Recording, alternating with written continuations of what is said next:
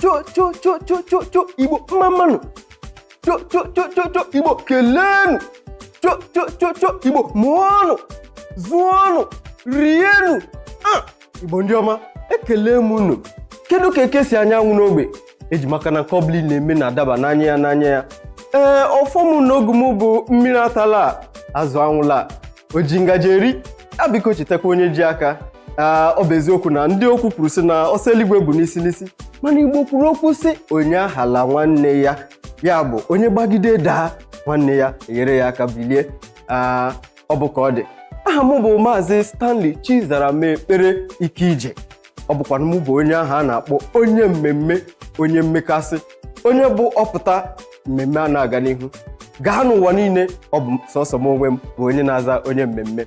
Ọ bụ n'isi mbido TV ka anyị na gị n'ugbu a kpọmkwem ebe ihe niile na-eme. Ọgịnịdị isi mbido TV bụ ọkaibe n'imego obi aṅụrị, n'imekwa ka ihe ọbụla ị na-eme ka ọ na-abụ ka ihe ga na-enye gị obi ụtọ. Ihe omume nke anyị nọkwa n'ugbu a ihe omume nke anyị kpọrọ Nke Ị Chọrọ.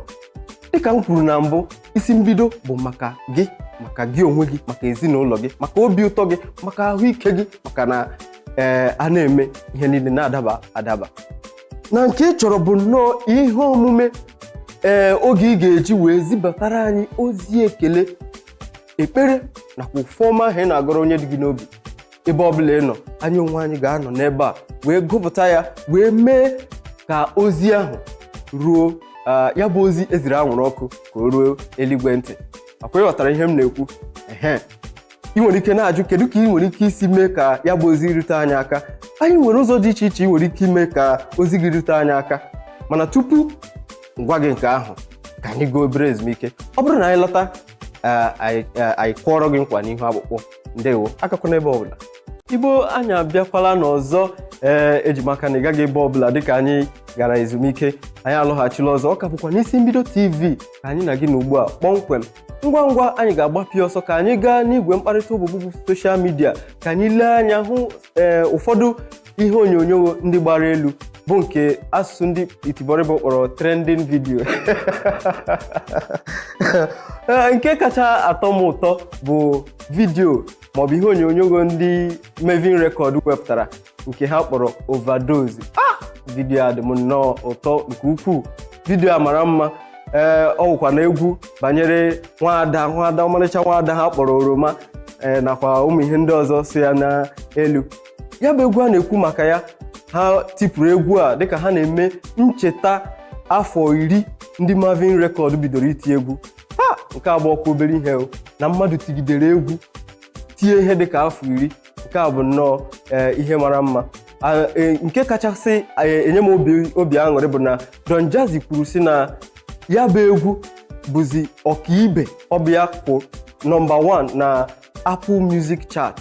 Nke a bụkwa nnọọ ihe gbara ọkpụrụkpụ dị ụtọ, bụrụ akụkọ ọma nye ha nwa bụ ndị Mavin Record, nyekwa ndị niile ha na ha dịrị ndị na ihe ha na-eme na-amasị nke ukwuu. Ka ọ dị ugbu a, eji m aka na ị na-ekiri ya bụ egwu na ya bụ egwu dịkwa gị mma. Igbo ndị ọma, egwu gbara ọkpụrụkpụ nke anyị ga-etipụrụ n'ugbu a bụ ọmarịcha egwu si n'aka ndị Mavin Record, bụ nke Don Jazzy n'onwe ya bụ onye isi n'otu egwu ahụ.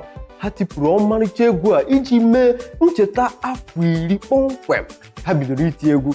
Nke a bụrụkwa obere ihe na mmadụ tigidere egwu tie ihe dịka afọ 10. Nke a magbuo onwe ya. Ya bụ egwu bụ nke a kpọrọ overdose, bụ egwu mara mma. Crayon sokwa n'ime ya. Ka ọ dị, ụfọdụ ndị ihe Mavin Record na-amasị na-atamukwasị ka ihe merenụ Rema esoghị n'egwu a. O kwesịkwara ka Rema soro na ya bụ egwu ka ọ na-adaba adaba. Don Jazzy n'onwe ya wee kwuo sị na Rema bụ onye katara ahụ na Mavin Record, na ọ dịkwa anụ mma na ọ ga na-abụ ya oge ọbụla, na ọ ga-enyetukwu efe, onye tụọ efe ka ndị na-etolite etolite ka ha pụtakwa ka ụwa hụ ha wee makwara na nke ha na-eme dịkwa mma. O wee na-ekelekwa Chineke sị na obi dị ya ụtọ na ya bụ egwu eruola nke mbụ na Apple Music Chart. Nke a bụkwa nnọọ ezigbo ihe nye ha bụ ndị Mavin Record nakwa ndị na-ekiri ha na anya onwe anyị na ọha na eze.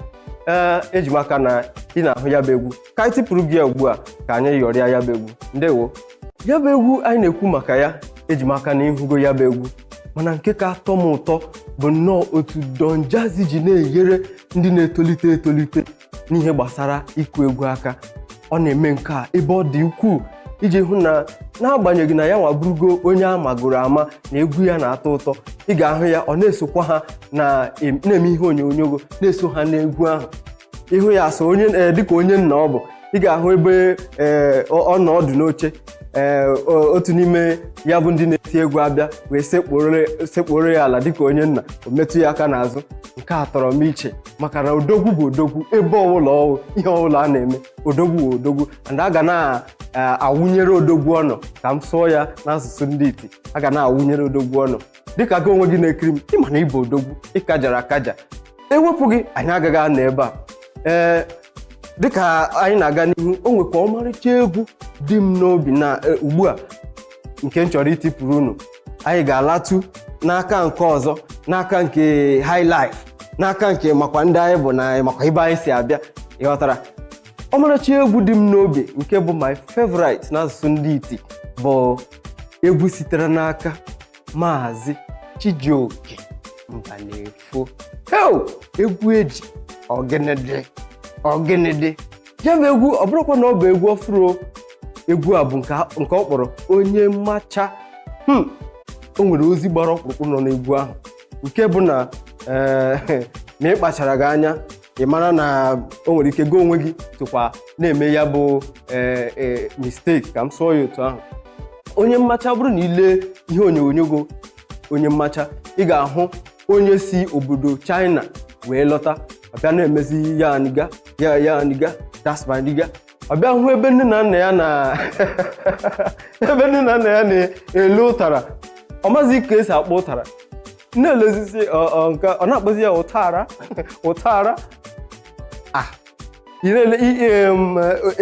ezege nọkwa ebe ahụ. Ezege abịazie sị, ọ bụ gịnị na-emezi nke bụ na onye anyị ma ọfụma si na obodo anyị apụọ amazi ka esi akpọ ụtara. Ọ sị ọ bụ ụtara ka ọ wutere.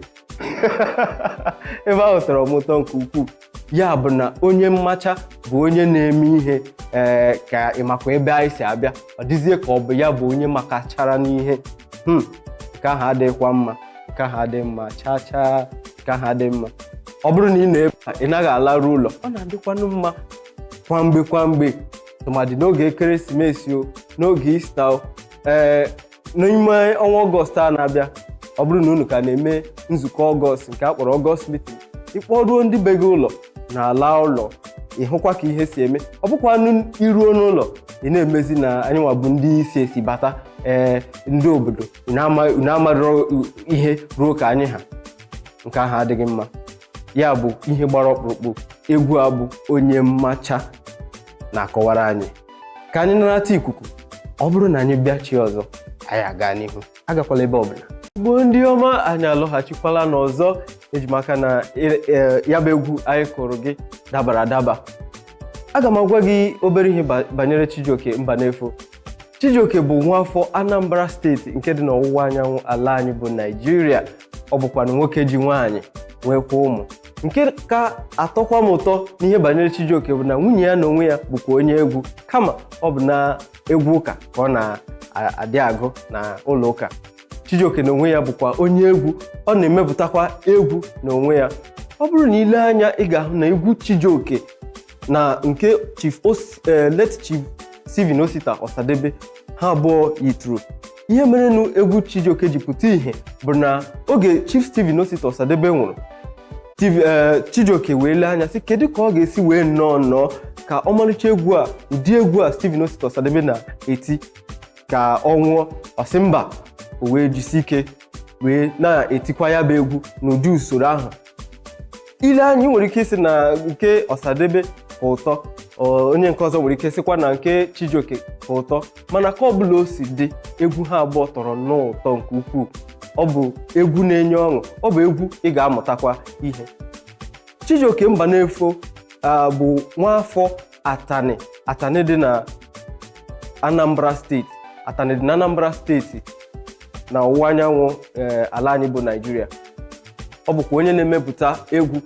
Nke kakwa atọ m ụtọ bụ na nwa ya na-etikwa egwu, nwunye ya bụkwa onye egwu, ha ncha niile egwu. Ka ọ dị ugbu a, anyị ga-atụgharị ụkwụ wee bata na ogbe Davido, onye jikwa egwu mara. Nke m hụrụ ugbu a, ama m ka m ga-esi wee kọọ ya bụ ihe. Ọ dị ka Davido ọ chọrọ iwuzi onye kwaya masta n'asụsụ ndị Itiboribo. Davido o nwere ọmarịcha egwu pụtaranụ nke ọ kpọrọ Stand Strong. Egwu a mara mma nke ukwuu. Ya bụ egwu bụ nnọọ egwu ị ga-amụtakwa ihe, n'agbanyeghị ka ikuku si eku, n'agbanyeghị ka ọnọdụ ụwa si na-enu gị gaa n'aka nri, nuru gị gaa n'aka ekpe, nuru gị gaa n'ihu, nuru gị gaa n'azụ. Ị ga-akwụdosi ike, ị ga-akwụrụ chịm ka odogwu. Ya bụ ihe a na-adaba.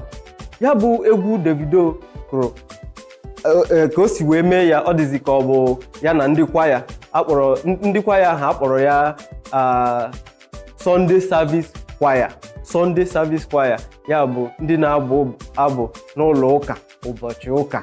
Ya bụ egwu dabakwara adaba. Anyị ga-akụpụrụ gị ugbu a ka iji anya gị hụ ya. Ndewo Igbo ndị ọma, anyị ka nọkwa n'isi mbido TV kpọmkwem, ebe ihe niile na-eme, ebe a ka anyị kwụchim.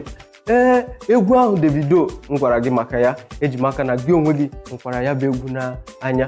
Davido bụ nnọọ odogwu. Asị m kwuo, m ga-asị Davido bịa ka nye ya ọzọ, ka nchie ya echichi, mee ya ka o soro n'ihe a na-eme n'ala Igbo. Ịghọtala? Igbo ndị ọma, anyị ka nọkwa na isi mbido TV kpọmkwem, ebe ihe niile na-eme. Nke a bụkwa na oge nhọrọ, oge ị ga-eji gwa anyị ihe dị gị mma, anyị na-emere gị ya, obi na-atọ gị ụtọ, maka na ọ bụ maka gị nwa ka anyị ji wee nọrọ ebe a. Ị nwere ike na-ajụ nke bụ na ha kwuru okwu egwu ọdịnala, akpọtụ Chijioke Mbanefo, a na-akpọ Davido, na-akpọ Don Jazzy. Ịma ọ bụrụ gị anyị mere, ọ bụ ihe ọha na eze chọrọ. Ụfọdụ ga-asị ọ bụ nke a na-akụ n'ụlọ oriri na ọṅụṅụ, bụ a na-apịa ya bụ egwu, i were nke ọzọ na-ata ndụ mmanụ, ihe niile na-aga. Ụfọdụ ga-asịkwa na ọkwa nke a na-akụ hip hop, ịghọtara, onye ọbụla na-amịgharị ya na-eme na ịma nke a na-achịzi ihe, ọ dịzị ka na-asị mmadụ waka. Ọhịa ka anyị nọ n'ime ya. So ọ bụ nke onye chọrọ ka anyị na-emere ya. Eji maka na ịhụkwala ihe onyonyo ahụ nke anyị gara n'ime obodo, onye ọbụla wee sị kọrọ m egwu dị otu a, kọrọ m egwu dị otu a. Gị nwa na onwe gị na-ekiri m, ị nwekwara ike izibatara anyị ozi site n'igwe soshal midia anyị niile, ịgwa anyị ụdị egwu ị chọrọ. Aka m bụkwa onye nke gị ahụ, mmadụ PLC, aka na-achịpụta nkwa odogwu. Ọ bụ Maazị Stanley Chizaram Ike Ije. Ị nwere ike kpọọ m onye mmemme nke mbụ n'Afrịka. Ndị ọma Igbo kwuru okwu si na ebe ọkụ nyụrụ achịsa ọwa. Ebe a ka anyị ga-achịsa ọwa n'ihe omume anyị nke taa bụ Nke Ị Chọrọ, bụ nke anyị na-ewetara gị site na isi mbido TV, ebe ihe niile na-eme. Echefukwala na ị ga-ezibatara anyị ozi. Ị nwekwara ike ịmapụ ọkwa azụmahịa anyị na gị n'isi mbido. Anyị akparịa ọfụma, anyị gwa gị ka esi eme ya bụ ihe. Echefukwala na ị ga-esonyere anyị na igwe okwu soshal midia anyị niile @isi mbido TV ka ị ga-eji wee chọpụta anyị. Ị nwekwara ike sonyere m onwe m bụ Maazị Stanley Chizaram Ike Ije na Facebook, Instagram. Ị ga-ahụ m ebe ahụ, Ike Ije Stanley Chizaram bụ aha m. Igbo, ụbọchị a ga-akpụ isi ka anyị kpụọ afụ ọnụ. Ya gazienụ. Ndewo.